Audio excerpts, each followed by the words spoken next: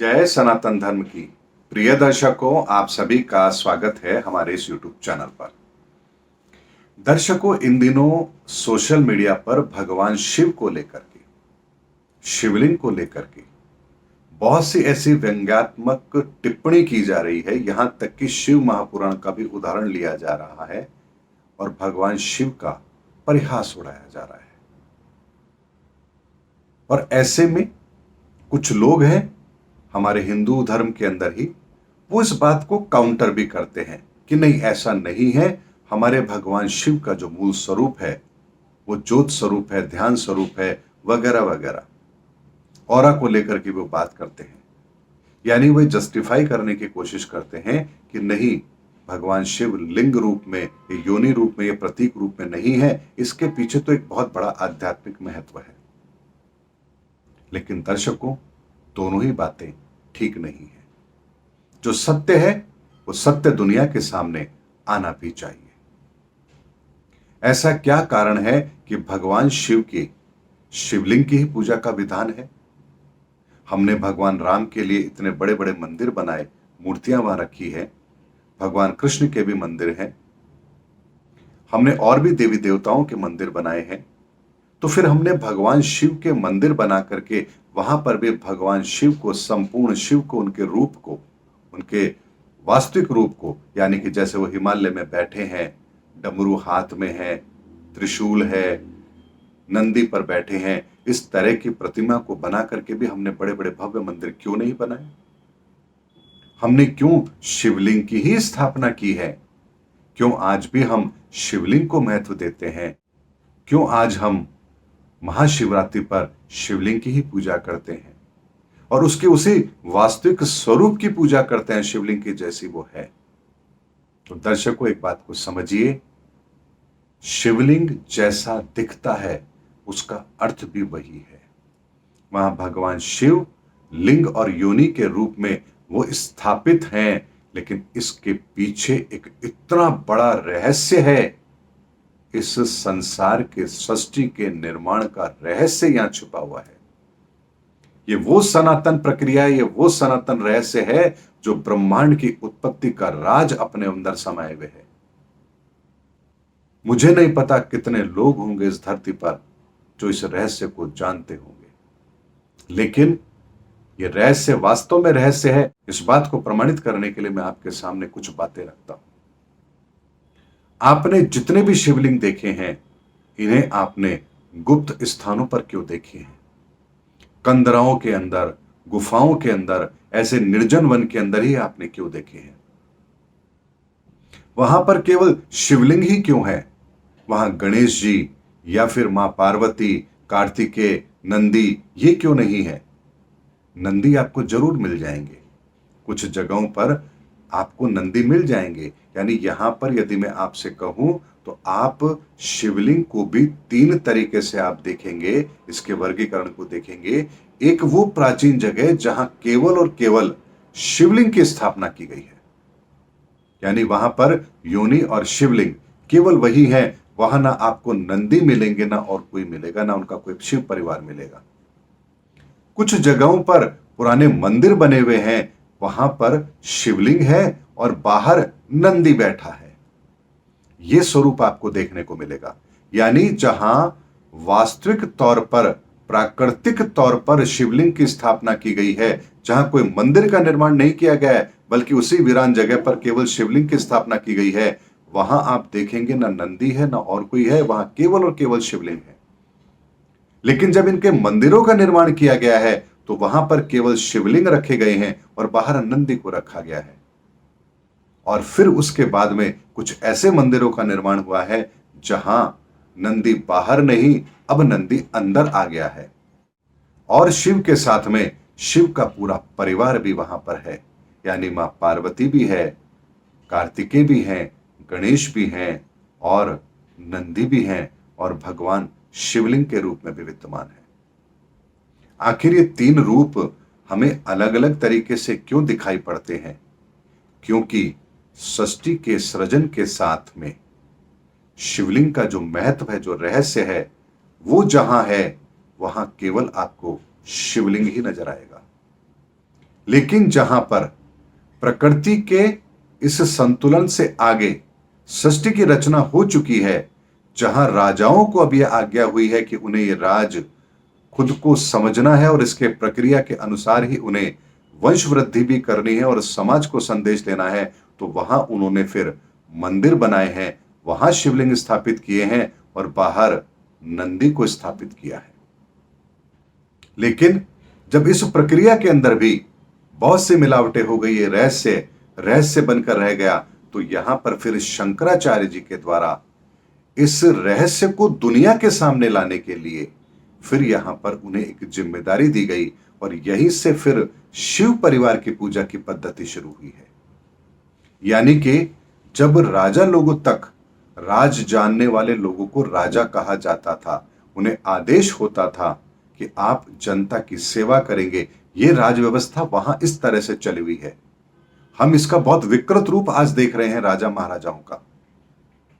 लेकिन जब वहां भी विकृति आई, यानी राजा लोग अपने उस धर्म को छोड़कर केवल और केवल अपने सुख के लिए ही इस प्रक्रिया को अपनाने लगे या राज्य के अंदर केवल और केवल भोग विलासिता के अंदर रहने लगे और इस सनातन प्रक्रिया, इस रहस्य को दुनिया के सामने या इस प्रकृति के संचालन के लिए इस प्रक्रिया को अपनाना भूल गए, तो फिर यहां पर शंकराचार्य जैसे पद का सृजन हुआ और उन्हें इस संसार को यह बताने के लिए कि शिव का वास्तविक रूप क्या है, शिव कैसे परिवार के साथ जुड़े हैं, शिव परिवार की महिमा क्या है, इस संसार की उत्पत्ति का रहस्य क्या है, तो फिर यहां प्रतीक रूप में शिव परिवार की स्थापना की जाने लगी। ये ठीक वैसी ही प्रक्रिया है जैसे आप किसी युद्ध में जब जाते हैं तो आप एक नक्शा बनाते हैं, यानी उस जगह का एक सांकेतिक चित्र बनाते हैं, जहां हूबहू वैसे ही पेड़ पौधे पहाड़ आप इकट्ठे करते हैं, रखते हैं, बनाते हैं, मॉडल बनाते हैं। फिर वहां पर आप बताते हैं देखिए हम यहां से जाएंगे, यहां चढ़ेंगे, ये पहाड़ी है, इसके बाद ये खाई है, ये ऐसे ये वैसे, जो सैन्य टुकड़ियां उनको अच्छी तरह समझाया जाता है उस चीज को वहां पर मॉडल के रूप में रखकर, ताकि जब वो सैनिक उस जगह पर लड़ने जाते हैं तो उन्हें पता होता है कि हाँ, इस पहाड़ी के बाद अगली बार क्या होने वाला है, अगला पल क्या आएगा, अगली व्यवस्था क्या है, उन्हें पता होता है क्योंकि मॉडल के रूप में उन्होंने उस चीज को समझा है। तो जब वास्तविक धरती पर जब वो युद्ध लड़ने जाते हैं तो वहां वो उन चीजों को ध्यान रखते हैं और वहां फिर वो युद्ध को जीत करके भी आते हैं। एक प्रक्रिया को आपने देखा होगा, समझा होगा, मॉडल के रूप में जब युद्ध की रणनीति तय होती है। ये ठीक उसी तरह से शिव परिवार भी हमारे बीच में स्थापित किए गए ताकि हम अपने जीवन की उस वास्तविकता को समझ सके। और यहां भी शिव जी के इस परिवार का एक बहुत बड़ा महत्व है। जब इस संसार के अंदर मनुष्य जन्म लेता है और उसका एक परिवार होता है, तो यहां योगी जनों के लिए शिव का अलग स्वरूप है और जो भोगी लोग, भोगी से मतलब हम पारिवारिक लोग हैं, हमारे लिए शिव का एक अलग स्वरूप है। शिव बैठे हैं, मां पार्वती भी साथ है, लेकिन मां पार्वती, उनका वाहन कौन है? शेर है। माता का वाहन शेर है। भगवान शिव के गले में सांप है। गणेश जी की सवारी चूहा है और कार्तिकेय की सवारी मोर है। बाहर बैल बैठा है। यानी यहां पर विषमताएं देखिए आप कितनी है। शेर बैल को खा जाएगा, मोर सांप को मार देगा, सांप चूहे को खा जाएगा। यानी ऐसी विविधताएं होते हुए भी कैसे भगवान शिव ने पूरे परिवार को एक करके रखा है। यही प्रक्रिया हमारे परिवार के अंदर भी होनी चाहिए, जहां विभिन्न विचारधाराएं होने के बाद भी परिवार के मुखिया को ऐसा होना चाहिए कि वहां हम अपने व्यक्तिगत अविश्वास को सामने न रखते हुए संयुक्त परिवार के लिए क्या बेहतर है उस पर हम कार्य करें, ये संदेश समाज के सामने जाए। इसीलिए शिव परिवार की रचना की गई, एक मॉडल रूप में रचना की गई है। हम वहां पर अपने ही परिवार को वहां देखते हैं कि हमारे परिवार के अंदर भी विभिन्न तरह की विचारधारा के लोग हैं, हमें इनके बीच में कैसे संतुलन बिठाना है। यानी हम शिव के तीसरे संकेत को यहां पर समझने का प्रयास करते हैं। लेकिन सनातन तो वही है जो आदिकाल से है, यानी भगवान शिव के उसी वास्तविक रूप को जो योनि और लिंग के रूप में है। योनि भी कहा जाता है, जलेरी भी कहा जाता है। जलेरी कब कहा गया, योनि कब कहा गया, और इसका रहस्य क्या है, इसके पीछे भी एक बहुत बड़ा कारण है। मैं केवल और केवल आपको संकेत रूप में बातें बता रहा हूं, क्योंकि इनको सुनने का हर कोई पात्र नहीं होता इस रहस्य को। इसीलिए जब कभी समय होगा, ईश्वर की कृपा होगी, उनकी आज्ञा होगी, तो ये रहस्य कुछ लोगों के बीच में रखा भी जाएगा, क्योंकि आने वाले समय में ये रहस्य ही इस दुनिया के अंदर धर्म स्थापना का कार्य करेगा। लेकिन जो मैं कह रहा हूं, मेरे आज तक के वीडियो में मैंने जो भी कहा है, ये केवल और केवल 1% मैंने आप लोगों को कहा है धर्म के संदर्भ में।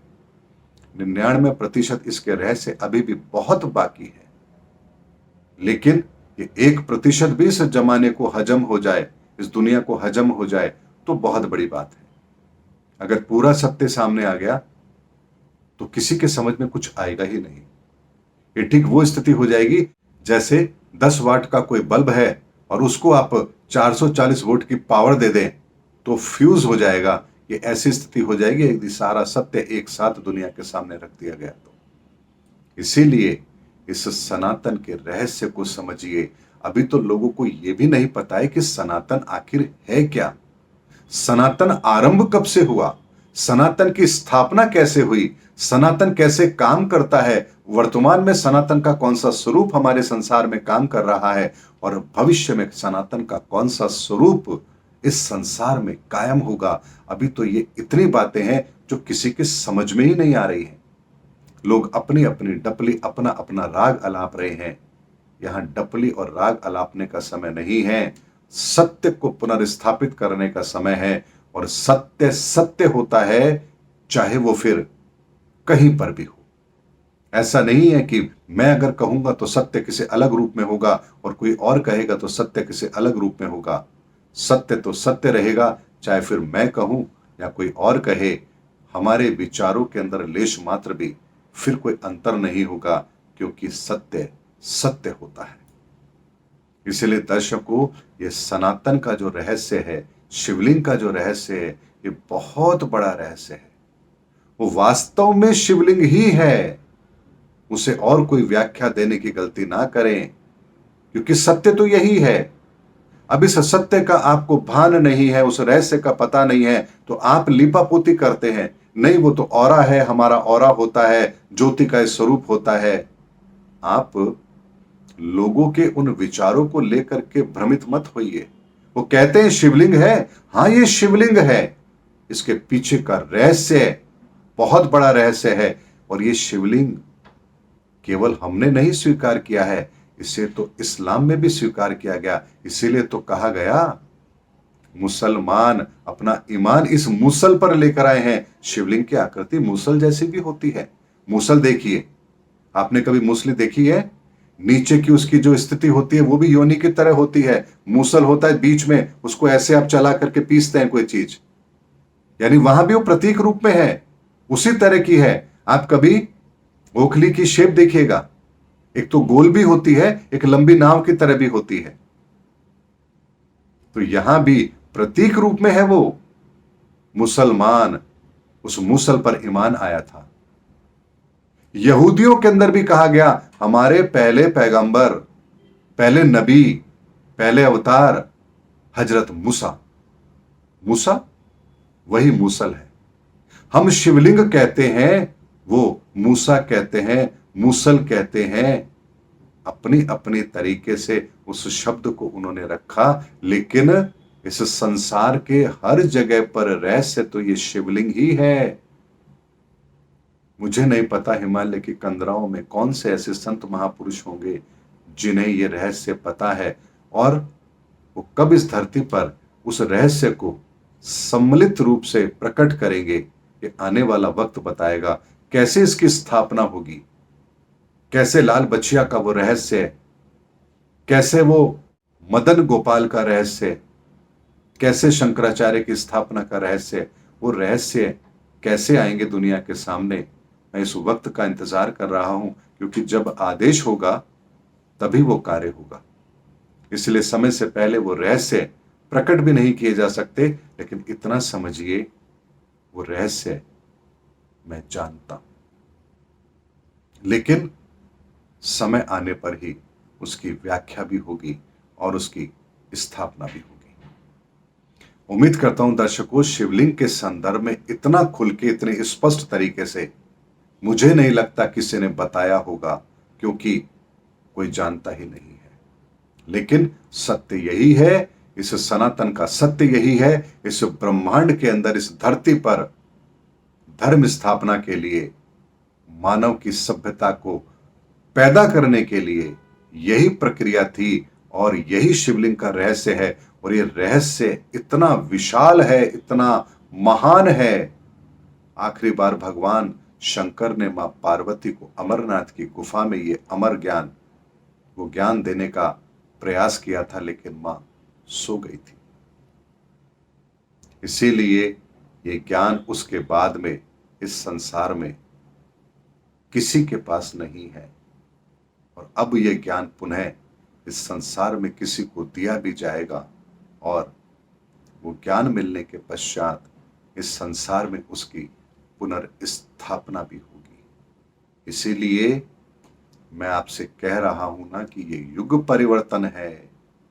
इतने हजारों वर्ष के पश्चात ये प्रक्रिया अब इस संसार में वापस होने वाली है और धर्म की स्थापना होने वाली है। उम्मीद करता हूं दर्शकों, मेरा वीडियो आपको जरूर अच्छा लगा होगा। अगले वीडियो में आपसे फिर भेंट होगी, तब तक हमारे चैनल पर बने रहिए। जय हिंद, जय भारत, जय सनातन धर्म।